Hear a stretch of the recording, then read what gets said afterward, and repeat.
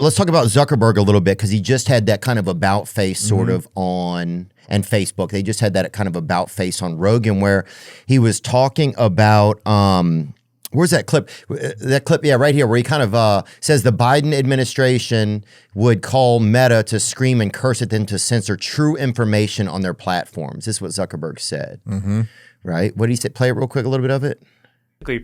These people from the Biden administration would call up our team and like scream at them and curse, and it's like these documents it's all kind of out there.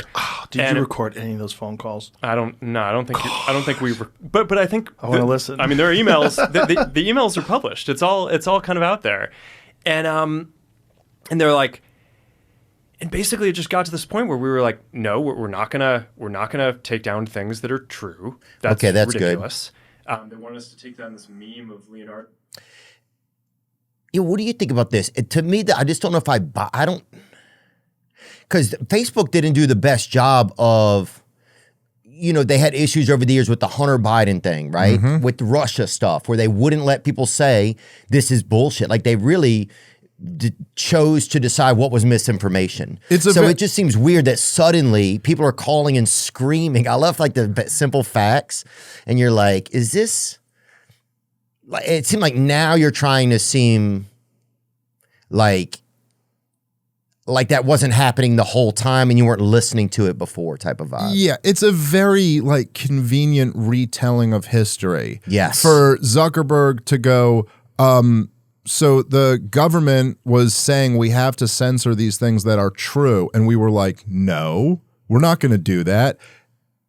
Okay, what really happened is the government said you're going to censor these things that are true, and he said, yes, sir, and did it for 8 fucking years, okay? And then at the end of these 8 years, when Trump wins a dominant victory, and now the guy who you kicked off of Facebook is now president again, and now the whole culture's turned against you, and he's threatening to look into you. He's coming. And there's a lot of pretty quasi-illegal stuff that was done. So now you said, okay, we're not going to do this again. While Joe Biden is literally on his hands and knees pooping his pants on the way out with terrible numbers, and Donald Trump's coming in popular again. So, okay, yes. So for him to spin that as the government said we should do this thing and we said, no, that's ridiculous. Okay, that's not exactly what happened. It seemed like he's just back here trying to slurp back onto humanity. Now, if you... That's a slurp job. Yeah, I agree. Now there's, and this is why Joe, remains like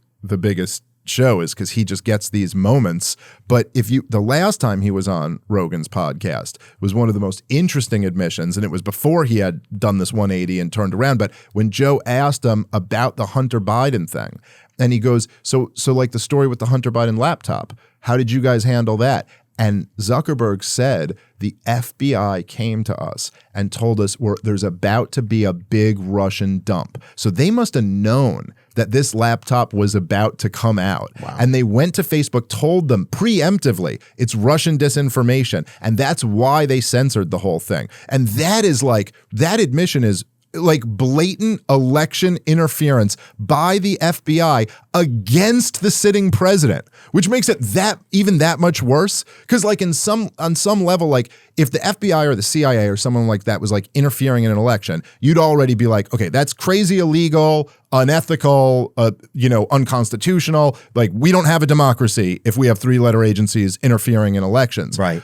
However, you'd assume at least they were doing it on the side of the president who they work for, not against the president who they work for. Now we're in a level of like treason. Like, you're working against the commander in chief who you're supposed to say, sir, yes, sir, to, and follow his rules. Okay, if you're at the FBI, you're under the Justice Department, but still, like, the president is the head of the executive. This was in Trump was in office.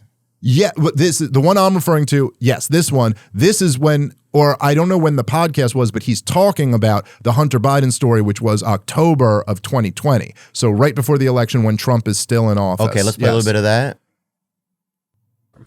How do you guys handle things when they're a big news item that's controversial? Like, there was a lot of attention on Twitter during the election because of the Hunter Biden laptop story. The New York Post. We had that too. Yeah, so you guys censored that as well? So we took a different path than Twitter. I mean, basically, the background here is the FBI, I think, basically came to us, some folks on our team, and was like, hey, just so you know, like, you should be on high alert. We thought that there was a lot of Russian propaganda in the 2016 election.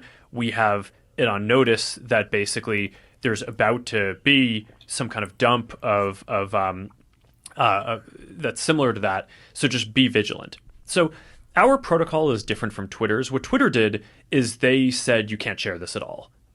We didn't do that. What we do is we have, if something is reported to us as potentially misinformation, important misinformation, we also have this third-party fact-checking program because we don't want to be deciding what's true and false. And for I think it was 5 or 7 days when it was basically being determined whether it was false, the distribution on Facebook was decreased, but people were still allowed to share it. So you could still share it, you could still consume it. So when you say the distribution is decreased, Okay, It that's got good. shared. how does that work? It So basically, basically, so saying that they had some effect on it, though. Yeah, well, he goes on to say that it was a meaningful impact that turning down the signal had on it or what. But what's interesting is that he blatantly says that it was the FBI who came to them and like told them that this very true story, which was a real scandal, that was an October surprise that, you know, very clearly could have moved the needle in the election. Mm-hmm. They suppressed that for one reason only, and that's because they wanted Biden to win and not Trump to win. And Zuckerberg played a big role in that. Not as big, I guess, as Twitter at the old Twitter. Yeah, Dorsey admitted it. Yeah. And I do think to some degree these guys are under duress from the government. I mean, they're threatened and all types of pressure is put on them to go along with the censorship stuff. And you're basically become communication in the universe. Yeah. Like you are, like if everybody had to talk in like a hallway, you're the hallway, you know, you are. Yeah.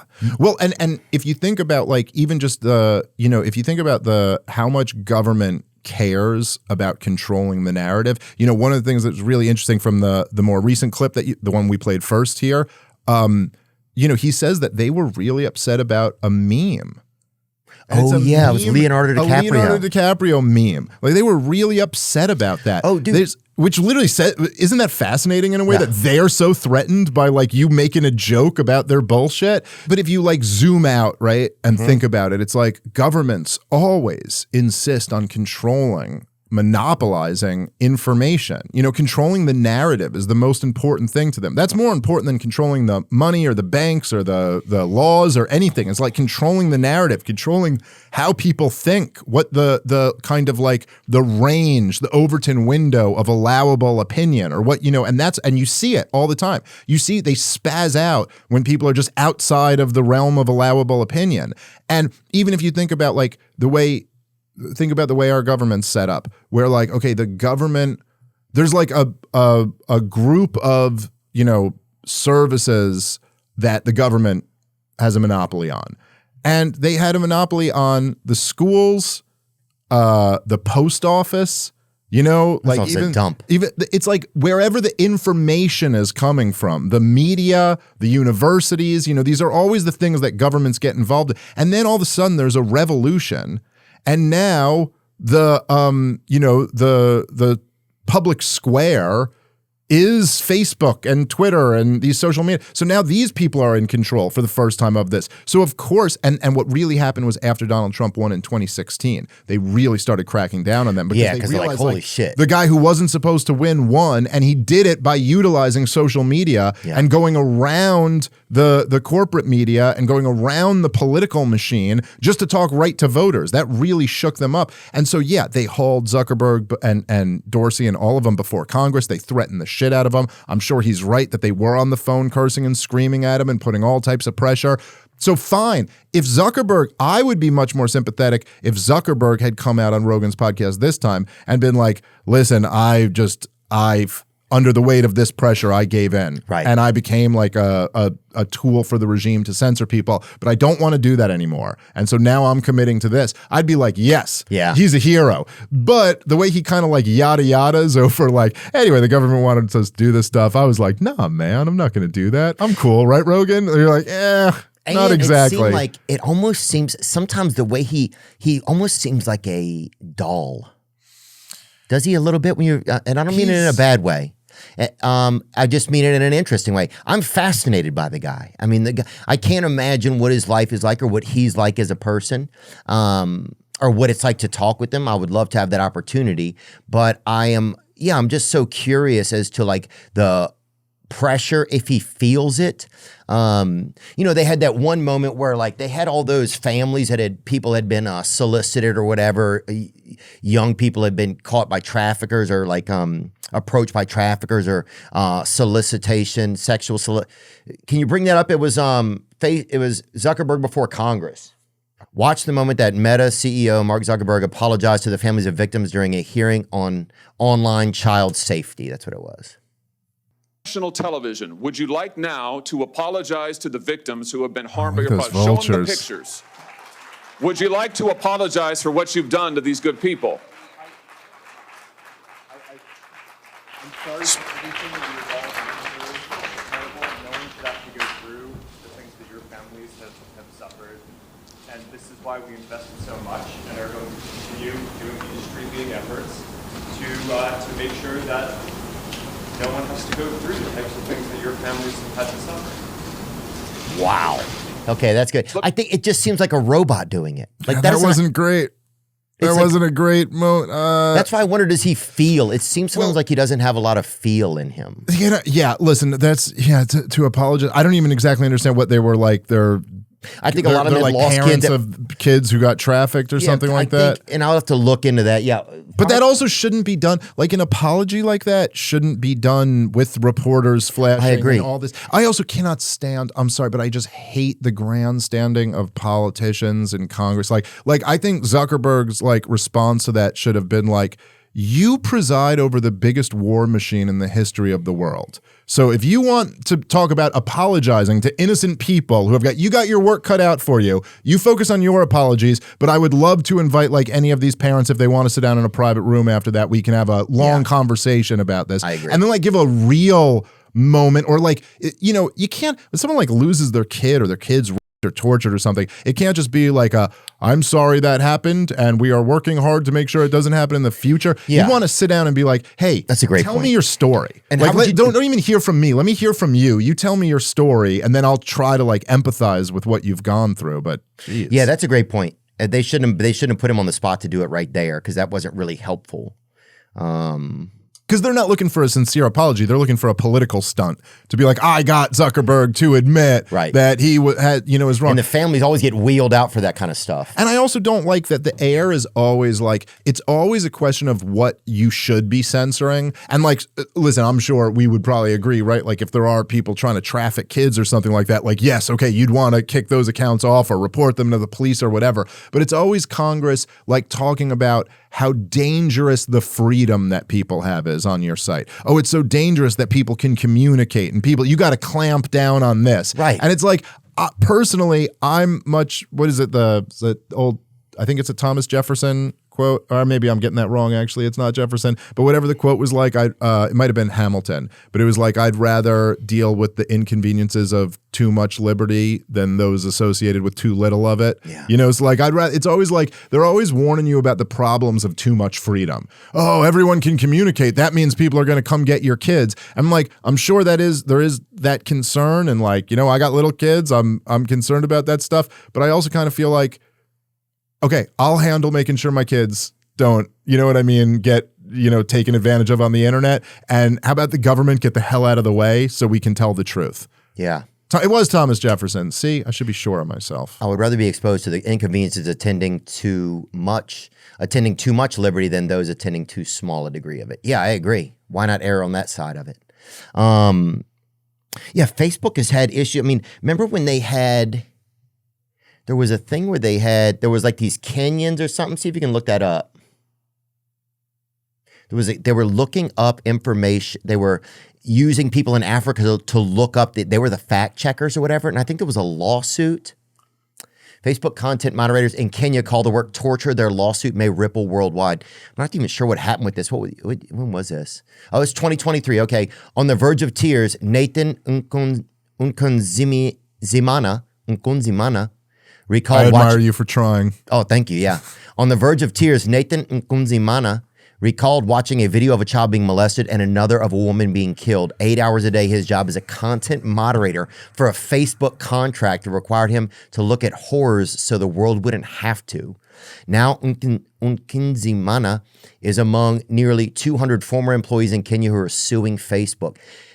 It's so wild. The group was employed at the social media giant's outsourced hub for content moderation in Kenya's capital of Nairobi, where workers screen posts, videos, messages, and other content from users across Africa, removing any illegal or harmful material that breaches its community standards and terms of service. Can you even imagine having to moderate this stuff in Africa? Wait, someone's job is actually to watch a child being molested and then be like, nope, that video can't go up on Facebook? This is bad. The moderators from several, and that wasn't a fun time to joke. I'm sorry. That wasn't funny. And I love Kenya. I've been to Mombasa. I love Puerto Rico. I love it. I've been there. Oh, no. Do not touch that girl. Yeah. You're okay so far. You're okay so far. Nope. You are banned. The moderators from several African countries are seeking $1.6 billion compensation fund. Oh, that's a lot of money. After alleging poor working conditions, including insufficient mental health support and low pay. Wow. Wonder what happened to that lawsuit.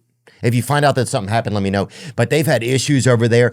And I'll say this. Well, that's not really it. But I can't imagine having to be actual person doing that work. But that's what it comes down to. You're basically having to moderate the entire world of communication. You've taken on that responsibility.